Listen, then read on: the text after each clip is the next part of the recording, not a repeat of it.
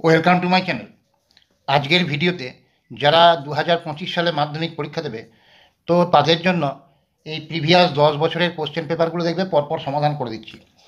তো আমার একটু দেরি হচ্ছে, তো এই শর্ট কোশ্চেনগুলো আজকে 2017 সালের শর্ট কোশ্চেনগুলো এগুলো সমাধান করে দেবো। বেশিরভাগ স্টুডেন্টই দেখবে যে শর্ট কোশ্চেনেই বেশি অসুবিধা থাকে, আর শর্ট কোশ্চেনগুলো ঠিকঠাক করতে পারলে এখান থেকেই তুমি 36 নম্বর পেয়ে যাবে। এগুলো পরপর করে দিচ্ছি, একটু দেরি হচ্ছে এই জন্য আমি ক্ষমা প্রার্থী। তো আজকে 2017 সালের শর্ট কোশ্চেনগুলো করে দেবো। আজকে এটা 2017 সালের মাধ্যমিকের প্রশ্নপত্র। তো এইটার যে শর্ট কোশ্চেনগুলো আছে তো এইগুলো আজকে সমাধান করব। দেখো, প্রথম প্রশ্নটা বলেছে কোনো আসল ও তার বার্ষিক সবৃদ্ধিমূলের অনুপাত 25:28 হলে বার্ষিক সুদের হার। এবার দেখো, এইগুলোতে অপশান দেওয়া আছে। তো অনেক অনেক স্টুডেন্ট শুধু অপশানটাতে দাগ দিয়ে দেয়। তো এই ক্ষেত্রে শুধু অপশানটা দাগ দিলে তুমি নম্বর পাবে, কিন্তু ফুল নম্বর পেতে গেলে মানে 100 পেতে গেলে বা 90+ পেতে গেলে তোমাকে কিন্তু করে দেখাতে হবে। এটা কিন্তু আমার কথা নয়। তোমরা দেখবে যে পর্ষদ থেকে যে টেস্ট পেপারটা দেওয়া হয় তার পেছন দিকে দেখবে অ্যান্সারের সলিউশনগুলো করা আছে, কীভাবে সলিউশন করতে হবে। এবার হয়তো যারা পাস করতে পারছো না, দেখবে স্যার, যে স্যার দেখবেন খাতা, তিনি শুধু অপশান দাগ দিয়ে দিলে নম্বর হয়তো দেবেন, কিন্তু যারা 90+ বা 100-র কাছাকাছি নম্বর পেতে যাও তাদেরকে কিন্তু সমাধান করে দেখাতে হবে। দেখবে পর্ষদের টেস্ট পেপার যেটা স্কুল থেকে দেয় ফ্রিতে, তো সেইটার পেছন দিকে দেখবে করা আছে সমাধান, ওইভাবে তোমাকে করতে হবে। তাহলে এখানে আসল কত 25 আর সবৃদ্ধিমূল কত 28, এই দুটো অনুপাত বলে দিয়েছি। তাহলে এটা কীভাবে করবে? দেখো, আসল ইস টু সবৃদ্ধিমূল 25:28। তাহলে আসলটা যদি 25x হয় তাহলে সবৃদ্ধিমূলটা 28x, যেখানে এক্স নট ইকুয়াল টু 0, এক্সের ভ্যালুটা 0 নয়। তাহলে সুদ কত হবে সবৃদ্ধিমূল থেকে আসলটা বিয়োগ, তাহলে 3x। আর সময়টা বলে দিয়েছে আমাকে 1 বছর, সময়টা বলে দিয়েছে 1 বছর, বার্ষিক বলেছে। তাহলে পরে আই সমান আমরা কী জানি, PRT/100। আই মানে সুদটা কত 3x, পি আসল কত 25x, সুদের আর 8টা জানি না, সময়টা 1 বছর। দেখো x কেটে গেল, 25×4 100, তাহলে 4×3 12, তাহলে আর সমান 12%। এর পরেরটা দেখো বলেছে কোন শর্তে ax² plus bx plus c সমান 0 সমীকরণটির একটি বীজ শূন্য হবে। দিয়ে এখানে অপশান দেওয়া আছে 4টে, কোনটা হবে? তাহলে এখানে সি সমান 0 হবে, কারণ দেখো এখানে সি সমান যদি 0 হয়ে যায় তাহলে আমার সংখ্যামালাটা কি দাঁড়ালো, ax² প্লাস bx, এটা সিটা তো থাকবে না, 0 হয়ে গেল, এটা সমান 0। তাহলে এই দুটো পদ থেকে যদি আমি এক্স কমন নিই, তাহলে এক্সটা কমন নিলে কী পড়ে থাকবে, ax, এখানে b। তাহলে এক্সটা যদি কমন নিয়ে নিই তাহলে থাকবে এখানে ax প্লাস b সমান 0। তাহলে একবার x ইকুয়াল টু 0 অথবা একবার ax প্লাস b সমান 0, তখন x সমান বেরোবে -b/a। তাহলে একটা মান তো 0 বেরোচ্ছে, তাহলে c সমান 0। এর পরের প্রশ্নটা বলছে দুটি বৃত্ত পরস্পরকে স্পর্শ বা ছেদ না করলে বৃত্ত দুটির সাধারণ স্পর্শকের সংখ্যা। এখানে দেওয়া আছে অপশান। দেখো, এই একটা ধরো বৃত্ত আর এই একটা বৃত্ত, এই দুজনা নিজেরা পরস্পরকে স্পর্শও করে না, ছেদও করে না। তাহলে এইখানে একটা সরল সাধারণ স্পর্শক থাকবে, এইখানে একটা থাকবে দুটো, এখানে একটা তির্যক সাধারণ স্পর্শক থাকবে, এখানে একটা তির্যক সাধারণ স্পর্শক থাকবে। তাহলে মোট কটা, একটা দুটো তিনটে চারটে, তাহলে স্পর্শক সংখ্যা কটা, চারটে। এইভাবে ছবি এঁকে দেবে এরা পরস্পরকে ছেদ বা স্পর্শ না করলে। এর পরেরটা দেখো দেওয়া আছে সাইন থিটা সমান কস থিটা হলে 2θ মান হবে। তাহলে আমার দেওয়া আছে যে সাইন থিটা সমান কস থিটা, তাহলে এখানে সাইন থিটাটাই রাখলাম। আর কস থিটাটাকে এরকম লিখতে পারি সাইন 90 - থিটা, কারণ পূরক কোণের সেই সূত্রগুলো তোমরা জানো যে সাইন 90 - থিটা মানে কস থিটা। তাহলে কস থিটাটাকে এইভাবে লিখলাম সাইন 90 - থিটা। এবার দেখো এখানেও সাইন, এখানেও সাইন, তাহলে এই দুটো যদি বাদ দিয়ে দিই মানে একই কোণের কোণানুপাত, তাহলে এখানে থিটা, এখানে থাকলে কত 90 - থিটা। এই থিটাটা দিকে নিয়ে এলে কী হবে, থিটার সঙ্গে থিটার যোগ হয়ে যাবে, 2θ সমান 90°। আমাকে 2θর মানই বার করতে বলেছিল, তাহলে 90°।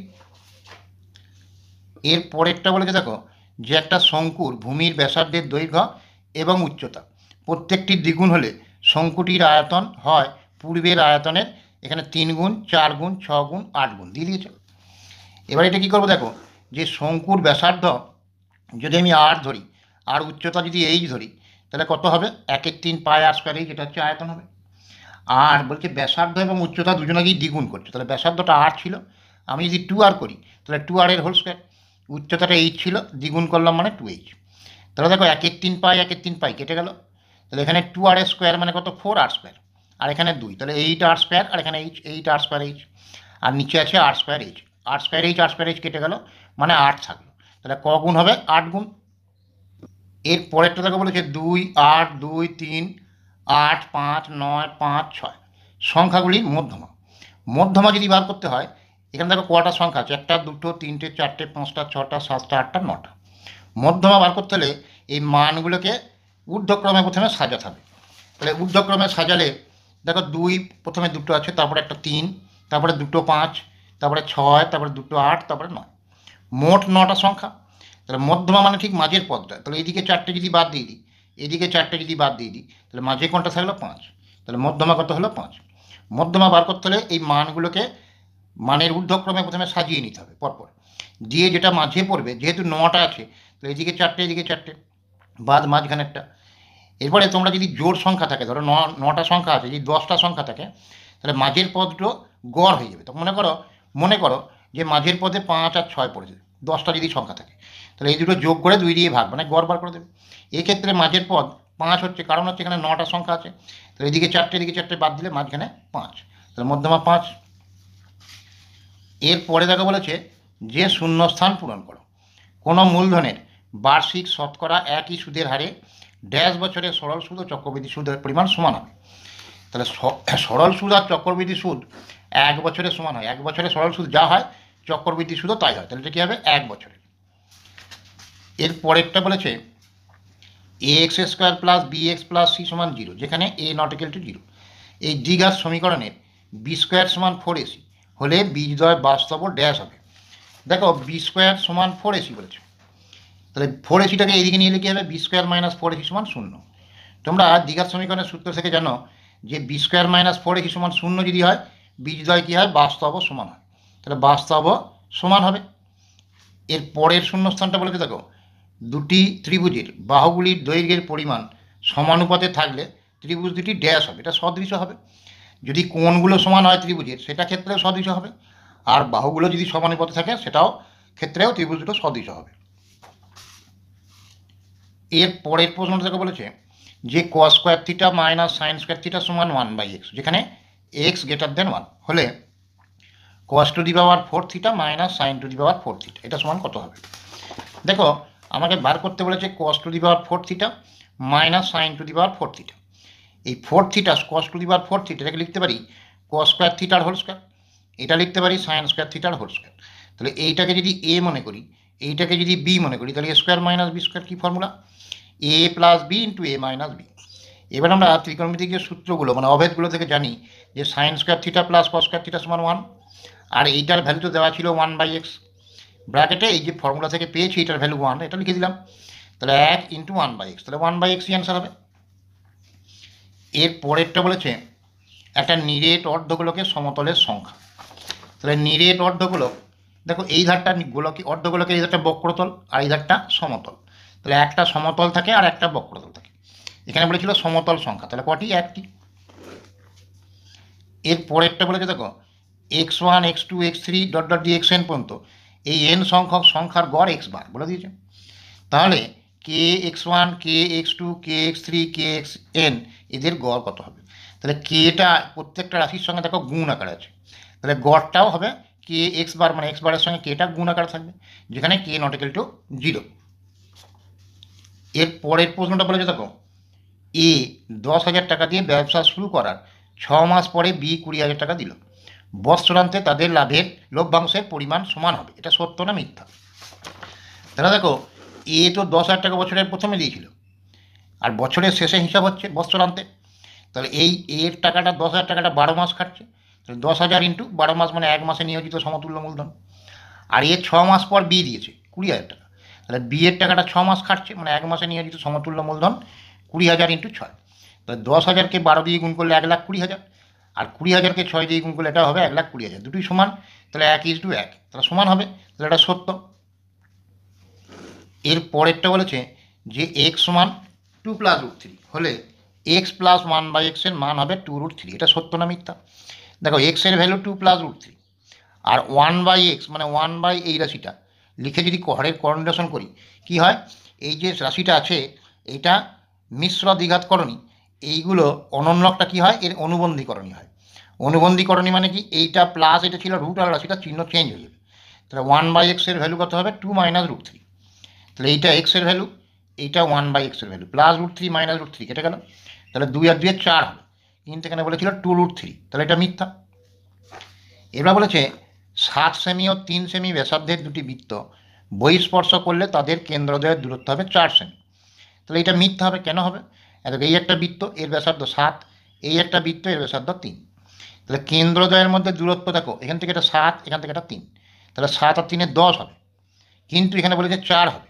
ওটা অন্তঃস্পর্শ করলে 4 হতো, বিয়োগ হয়ে যেত তখন, তাহলে এটা মিথ্যা। এর পরের কোশ্চেনটা বলেছে দেখো যে থিটার ভ্যালুটা কি, 0-এর থেকে বড়, 90-এর থেকে ছোট হলে sine theta greater than sine square theta হবে। এটা সত্য না মিথ্যা? দেখো 0-এর থেকে বড় আর 90-এর থেকে ছোট, আমি ধরে নিলাম থিটার ভ্যালুটা 30 ডিগ্রি ধরলাম, তাহলে সাইন থিটার ভ্যালুটা কত হবে, 1/2, সাইন 30 ডিগ্রি ভ্যালু 1/2, আর সাইন স্কোয়ার 30 ডিগ্রি, তার মানে 1/2 এর হোল স্কোয়ার। তাহলে সাইন থিটা মানে সাইন 30 ডিগ্রি ভ্যালু 1/2, আর সাইন স্কোয়ার 30 ডিগ্রি ভ্যালু 1/4। 1/2 বড় না 1/4 বড়? 1/2টা বড়।